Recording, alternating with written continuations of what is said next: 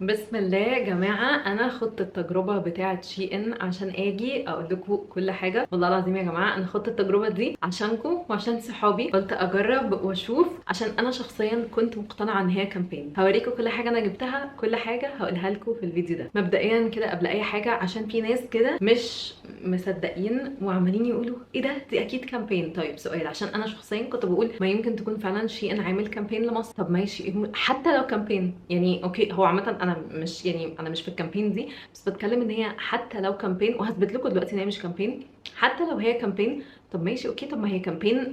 ما معنى كامبين؟ كامبين ان هم بيعملوا اعلان لحاجه جديده او بيعملوا اعلان لحاجه بتحصل، هم مش بيعملوا اعلان لحاجه كداب. فحتى لو الناس اللي طالعه بتتكلم بتعمل لكم اعلان، ما فيش مشكله، في الاخر انتوا المستفيدين، الاند ريزلت واحد. كامبين وشي ان عامل كامبين، مثلا عمل اتفق مع الجمارك المصريه ان هم بيقللوا الجمرك على المنتجات اللي من شي ان، المشكله حلو، احنا اللي كسبانين. بس هو مش سنس ان هو كامبين عشان الجمارك المصريه مش هتعمل كامبين لنفسها، يعني ده مش حاجه سنس. هي الفكره كلها ان انا اكتشفت مع ريسيرش كتير، كل الحاجات دي على فكره هو ريسيرش شخصي. ساعات على الاف واي بي بتاعي على تيك توك بفهم الدنيا اكتر، بشوف تجارب بنات مختلفه. الفكره والاختلاف ان دلوقتي الشركه اللي بتشحن لمصر شركه جي ان تي، قبل كده كانت شركه ارامكس. ارامكس اصلا غاليين جدا، فبالتالي حاجات ليها علاقه بالاستخلاص الجمركي ارامكس كانوا بيبقوا غاليين، وهم اللي يعني زي ما بيقولوا كده بيسعروا الحاجه بتاعتهم بشكل معين. بس جي ان تي دول شركه صينيه، اصلا شركه شحن صينيه، هم بيسعروا الحاجه بتاعتهم بالريل سعر يعني او بسعر اقل،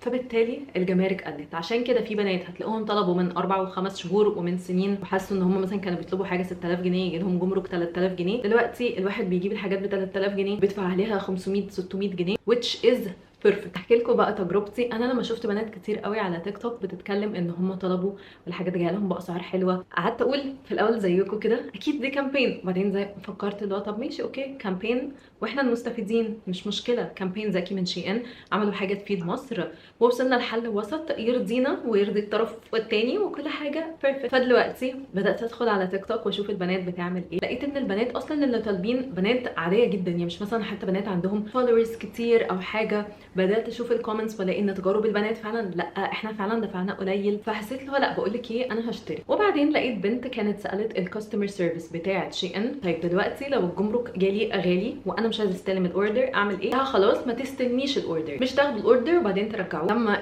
يجوا يكلموكي يقولوا لك الجمرك كذا، هتقومي انت تقول لهم لا الجمرك عالي انا مش عايزه استلم الاوردر، فبالتالي الاوردر اصلا مش هيجي لك البيت، الاوردر هيفضل مع شركه الشحن، شركه الشحن اوتوماتيك هتقوم ترجعه شي ان، شي ان هيقوم يرجعوا لك الفلوس. وهنيجي لحته الفلوس دي بعدين. شويه التبس اللي البنات قالوها كانوا ان البرايس ما يزيدش عن 4000 جنيه. انا عملت اوردر يوم 18/7، كان يوم سبت، كنت قاعده على البحر ما بعملش حاجه، وقررت لو بقول لك ايه خدي الريسك وشوفي وجربي عشان تطلعي تشاركي التجربه الحقيقيه مع الناس. عملت الاوردر يوم 18/7 او عملته تحت ال 4000 جنيه بالظبط ب 3500. كل السكرين شوتس هتلاقوها موجوده هنا. يوم 18/7 الاوردر وصلني 26/7، دفعت 300 جنيه جمارك. بيرفكت.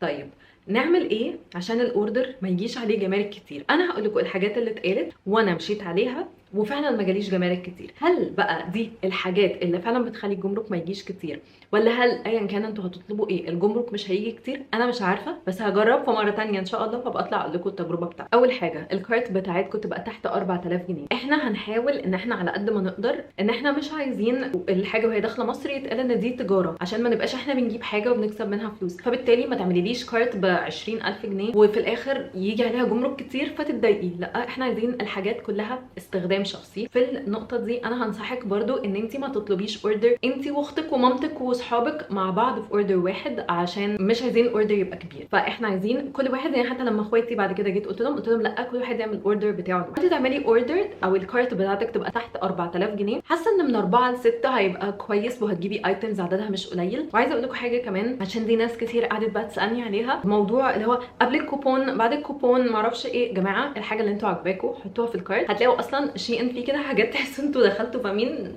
فرح العمده، هيفضل يطلع لكم بوب ابس كده، اعملي ديسكاونت دوسي كذا، اعملي معرفش ديسكاونت دوسي كذا. فالاول صحيح انتوا بتعملوا اللوكيشن على مصر، اوتوماتيك الكرنسي بتتحول لايجيبشن باوند، فغيروا الابلكيشن بتاعكم الاكونت بتاعكم يبقى على مصر تماما عادي جدا. الناس هتقعد تقول لكم لا اصل في السعوديه ارخص، لا اصل في الامارات ارخص، لا اصل في امريكا ارخص. يا جماعه اعملوه على مصر عادي جدا. الاختلاف في الاسعار حاجات هبله جدا جدا جدا. زي ما بقول لكم الاسعار كمان في شي ان بتقعد تختلف. طول ما انتوا قاعدين كده سيك الموبايل قلبوا في شي ان الكارت الحاجات اللي تعجبكم حطوها في الكارت بتاعتكم، وانتوا هتلاقوا اصلا اسعارها عماله تختلف. في يوم هتلاقوها زادت، في يوم هتلاقوها ب 700، يوم هتلاقوها ب 400. ايه اللي بيحصل احنا مش فاهمين. بس حطوها في الكارت وخلاص وخلوها موجوده في الكارت. غيرنا اللوكيشن، حطيتوا الحاجات اللي عجباكم في الكارت. لازم تطلبوا حاجه تكون اكتر من 3000 3500.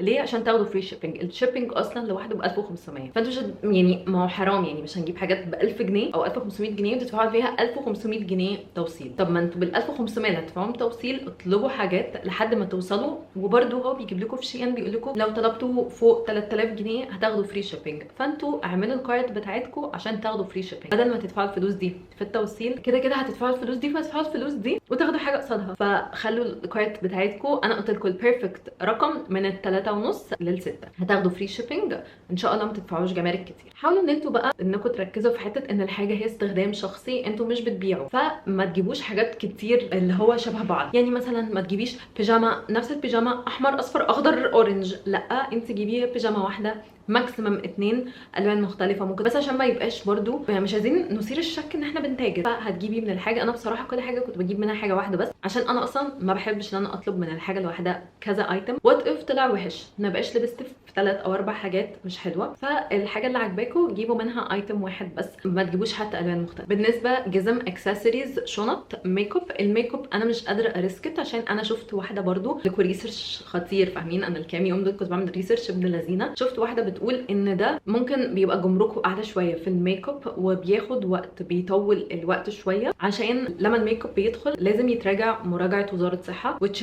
makes sense جدا فعلا. فبالتالي انا ما كنتش عايزه الصراحه يعني اريسك حته الميك اب. اكسسوارز قالوا تقريبا بتقل الاوردر، فبرضو بلاش منها، او بيس او 2 بيسز مش حاجه كتير قوي. شنط وجزم انا شفت بنات كتير قالوا ان هم طلبوا نفس الفكره. التبس دي كلها زي ما بقول لكم انا مش عارفه هل هي فعلا اللي بتخلي الجمارك هتبقى قليله ولا لا، ولا ده خلاص هو بقى النورمال بتاع شي ان، ومهما كان انت هتطلبي ايه الجمرك هيجيلك قليل. عملتوا الكارت، حطيتوا الحاجات اللي انتوا عايزينها، مشيتوا على النصايح والتبس اللي انا قلت لكم عليها. هنيجي دلوقتي في التشيك اوت، هتحطوا العنوان بتاعكم عادي جدا كانكم يا جماعه بتطلبوا من ويب سايت مصري. حطوا العنوان بتاعكم بس. let's all agree هنا مفيش حاجه اسمها كاش اون ديليفري. ما ينفعش ان انت تطلبي شي ان وتقولي انا هستنى لما الاوردر يجي لي وهدفع الفلوس. لازم بندفع بكارد. ايه الكارد ده؟ عشان لقيت ناس بتسال تلدا كارت مش عارفه ايه. لازم كريدت كارد، فيزا اللي هو كارت المشتريات. ما ينفعش ديبت كارد تشتغلوا بيها على الويب سايتس دي عامه. ما ينفعش نستخدمها في حاجه بره مصر. اللي هو ديبت كارد ما بتشتغلش على الويب سايتس اللي بره مصر. وعايزه اقول لكم عامه ان ده سيفتي اكتر بكتير. حاجات ليها علاقه بالسرقه بتاعه الويب سايتس والكلام ده، فديس از واي واي واي مور سيف. فبتستخدموا كريدت كارد. هو ده الحل الوحيد ان الواحد يدفع بالكريدت كارد بفيزا. كده بقى معاكم تراكنج نمبر، معاكم كل حاجه، اوردر اتعمل بسلام وامان وكل حاجه. وبعدين انا بقى كنت قاعده على الويب سايت بجد مش هو هيوصل امتى هيوصل امتى هيوصل امتى. يا جماعه اتوك نو تايم. انا بجد ما اخدش وقت بزياده. لقيته ان هو 5 ايام وبقى في مصر او 4 ايام وبقى في مصر في الجمرك. ما اخد، ما فيش يوم واحد بس في الجمرك بقى مع شركه الشحن في يومها وصل. انا اول لما لقيت ان هو مع شركه الشحن انا كلمت الهوت لاين بتاع شركه الشحن، قلت لها انا عايزه اعرف الجمرك قد ايه. وكنت حاطه لنفسي الصراحه زي ما قلت لكم انا كنت دافعه 3.5 الشي ان الاوردر نفسه، وبعدين كان قلت اب تو 1000.5 انا هستلم الاوردر. اكتر من 1000.5 الصراحه كنت هرفض استلام الاوردر. يبقى كان بالنسبه لي الاوردر كله واقف ب5. انا كنت بالنسبه لي كده انا مرضيه. لقيتها بتقول لي انا ما صدقتش نفسي لما كلمتها قالت لي عليه جمارك 300 جنيه. حسيت له ده بجد يعني انا الاوردر ده كله جبته ب 3800 جنيه. it was more than perfect بالنسبه لي. كمان انا كنت حاطه higher expectations وكنت قايله لو عادي هيجي لي 1000 جنيه 1200 جنيه مش مشكله. فطبعا اتبسطت بجد جدا. تحيا مصر يعني بجد. ايا كان الديل او الحاجه اللي حصلت بيرفكت. بتاع الدليفري جالي اخد البطاقه بتاعتي وبعدين سلمني الاوردر اديته 300 جنيه وبس كده. الاوردر بقى معايا. بحاول ان انا كنت منزله فيديو على تيك توك، فبحاول ان انا اشوف الكومنتس اشوف الاسئله اللي اتسالت لو في حاجه انا ما جاوبتهاش، عشان عشان اقول لها دلوقتي كلها ليكوا هنا، ويبقى الفيديو ده تقدروا ترجعوا له. واحده كانت بتقولي طب لو انا دلوقتي ما استلمتش الاوردر، الفلوس بقى بتاعت شي ان هترجع لي ازاي؟ المفروض انك بتقومي تكونتاكت دم، بس دي انا ما جربتهاش، انا ما اعرفهاش، عشان برده ما بقاش بقول حاجه انا ما اعرفهاش.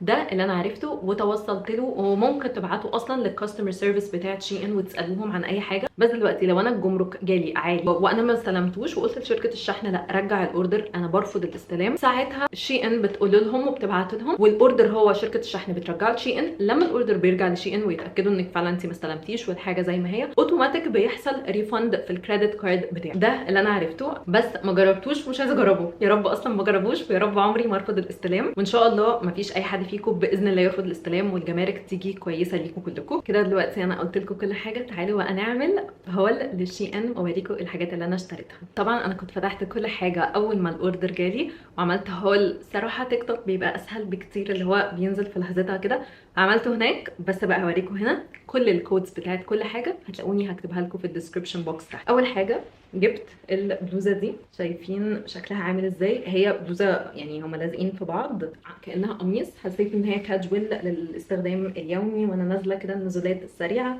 دي اهي شكلها. وما حسيت انا ما كانش عندي حاجه بينك فجبت دي. تحت الهدوم بقى يا جماعه، انا اهم حاجه عندي بالنسبه لي هو البيزك تي شيرتس. يعني تحت اي حاجه انا لابساها هتلاقوني على طول بلبس بيزك تي شيرت. يا جماعه كواليتي التي شيرتس دي تجنن. انا عارفه، بصوا عشان برضه نبقى صراحه، شي ان مش اعلى كواليتي في الدنيا، هو فاست فاشن قوي، ومش عارفه صراحه هيوبروا ولا لا، بس انا كده كده بلبسهم تحت الهدوم. كمان عايزه اوريكم حاجه، هو مش عارفه بتاعي بيفوكس عليا، انا فوكس على الهدوم يا عم. بصوا انا بلبسها كمان بالمشقلب، ما فيهاش ماركه، خليك هنا، ما فيهاش ماركه، فبلبسها بالمشقلب عشان الكولا تبقى عاليه. جبت منها الابيض، البيج، والاسود، الثلاث الوان اللي انا بستخدمهم على طول. هقوم بس عشان تبقوا شايفين اكتر احسن. هنا برضو جبت بقى بيجاما. يا جماعه انا ما عنديش بيجامات خالص خالص خالص، بجد عندي ازمه في البيجامات. قلت الصراحه كنت هجيب 2 بس خفت من حته ان يتقال ان انا بتاجر او كده. بس جبت يا جماعه تحفه، كومفتبل قوي، واسعه. عارفين عايزين اخد اللي هو everything shower كده بلبسها، والبنطلون واسع وقاري كده فحلو قوي. وبعدين بقى بصوا البلوزه اللي لونها بني دي، الحته اللي تحت دي اللي هو بودي سوت بتتربط من تحت عشان تسناتش وتقفل كويس قوي. بصوا بقى انا جايبه لها ايه، الكورسات ده. الكورسات طالعه موضه قوي السنه دي. ده الظهر بتاعها صراحه عشان البسه واقيسه اخدت مجهود رهيب، بس شكله وانس انه اتلبس يجنن. جايباها بقى على ده، يتلبسوا كده محدش هيعرف خالص ان هما حاجتين مختلفتين، هما يبقى كانهم طقم واحد هيتلبسوا على بعض كده. وبعدين بقى جايبه بقى حاجه تانية كمان تتلبس على دي، هو ده بقى يا جماعه قماشته كواليتي. ماما بتقولي ان دي قماشه اصلا الاوبيسون اللي هو اسمه جوبلان. ممكن الفوكس يبقى على الهدوم، تتلبس برضو على ده، هو فيست يتلبس على اللون البني. استنوا بقى هوريكم حاجه تانية مش جايباها من شي ان بس هوريها لكم. بحب فلوج قوي من اوضتي. دي عندي بلوزه عاديه نبيتي. يا جماعه بصوا هاو بيرفكت الاتنين مع بعض، اللون يجنن، اللون خطير يعني.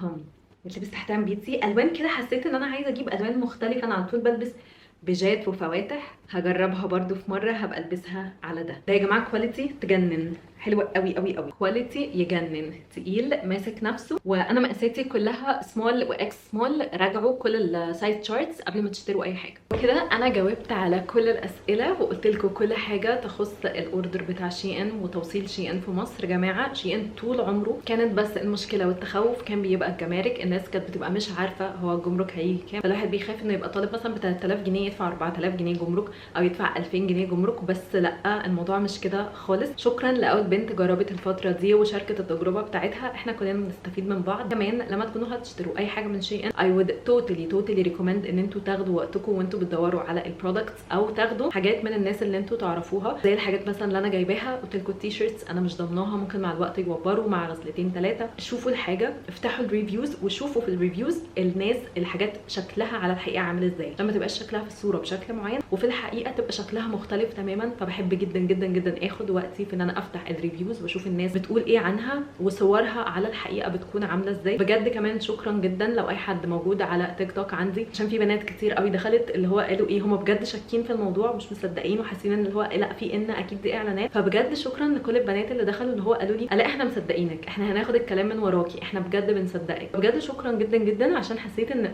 ايه ده، دي حاجه كبيره قوي بالنسبه لي. وانا عمري ما بطلع اقول لكم حاجه يعني لما ببقى واثقه فيها متاكده منها، عشان انا بتكلم مع صحابي. يعني انا زي ما بتكلم مع اخواتي في البيت، وفي حاجه بقول لكم اعملوها وفي حاجه بقول لكم لا ما تعملوهاش. فلو اي حد عايز يطلب من شيء صراحه انا بقول لكم جو اهيد دوسوا وبس كده. انا اصلا قطعت الفيديوهات بتاعه الخطوبه وبتاعه تجهيزات الخطوبه والتفاصيل بتاعه الخطوبه عشان انزل لكم الفيديو في الوقت اللي الناس كلها بتدور على التفاصيل دي. فان شاء الله اشوفكم في الفيديو اللي جاي. باي باي.